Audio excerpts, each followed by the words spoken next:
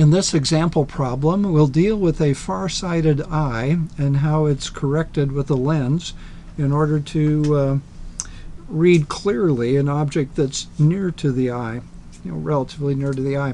So we have a situation that a lens of 2.2 diopters is used to allow this person to see a book clearly when the book is 26 centimeters from the eye. And our lens is not on the eye. It's not a contact lens. The lens is 1.9 centimeters from the eye. Suppose this person forgets where their glasses are. They don't have their glasses. Where would the book be located so the letters in the text would be in focus? And why would the book be difficult to read at this location for the person? Well, let's do a little sketch of what's happening here. We have a book 26 centimeters from the eye, and we have a lens in place while this book is being read, and that lens is 1.9 centimeters from the eye. Well, we can do a few calculations to see what's happening here. This is the actual physical book. It's the object. Where's the image located? Well, to do that, we'll go ahead and use our lens formula, simple lens, 1 over DO, the object distance, plus 1 over DI, the image distance, equals 1 over the focal length. To find the focal length, we use the fact that the focal length and power are inverse to each other. Our power is plus 2.2. We divide that into 1. I get 0.4545 meters. When you divide the power in diopters into 1, you get the focal length in meters. A little bit more convenient to use centimeters in this problem, so 45.45 centimeters. And our object distance then, we're 26 centimeters away from the eye. 1.9 centimeters is the distance of the lens to the eye. Our object distance is measured from the lens, not from the eye, so it's not 26. It's the 26 minus 1.9 centimeters distance. So right in here, 24.1 centimeters takes this lens to our object. And I'll apply that now to our lens equation. So object distance, we've just determined 24.1 centimeters. Everything is centimeters here.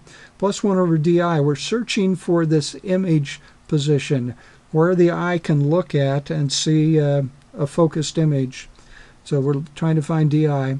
We'd have the focal length, 45.45 centimeters, and it is a positive. This is a positive lens. It's convex. So we have our calculation here for 1 over DI equals 1 over 45.45 minus 1 over 24.1. I've subtracted 1 over 24.1 from both sides. And I'm going to go ahead and do kind of step by step. 1 over DI equals, well, this number, 45 into 1, roughly, 0.022.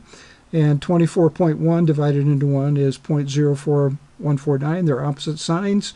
So I go ahead and do the subtraction.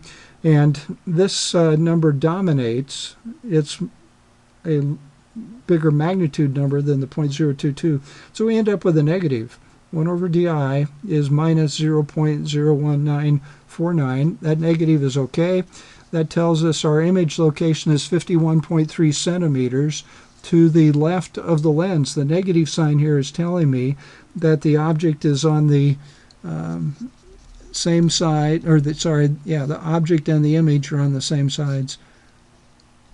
So back here is our image. 51.3 centimeters to the left. That's larger than 26 centimeters to the left. So our image is back off here. And this image is at what we call the near point. This is our closest place where we can bring material to the eye and have it read in focus. So there we are. And without the corrective lens, the book would be here. But it would not be this size to the eye.